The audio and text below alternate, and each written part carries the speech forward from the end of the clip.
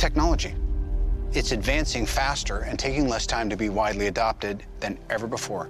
Like, as in it took roughly 10,000 years to go from writing to printing press, but only about 500 more to get to email.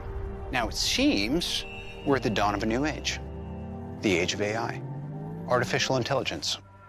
Please define. AI is a branch of computer science dealing with the simulation of intelligent behavior in computers. Yeah, okay, there you have it. What does it mean? I don't know. Tons of folks are working on it, right? Most people don't know that much about it, and of course, there's no shortage of data or opinions. Anyway, I've heard it said that the best way to learn about a subject is to teach it. But to level with you, I have a wildly incomplete education. Not in my day job, where I've been AI adjacent for over a decade. Anyway, I figured now would be as good a time as any to catch up on the state of things regarding this emerging phenomenon. My sense of it is it kind of feels like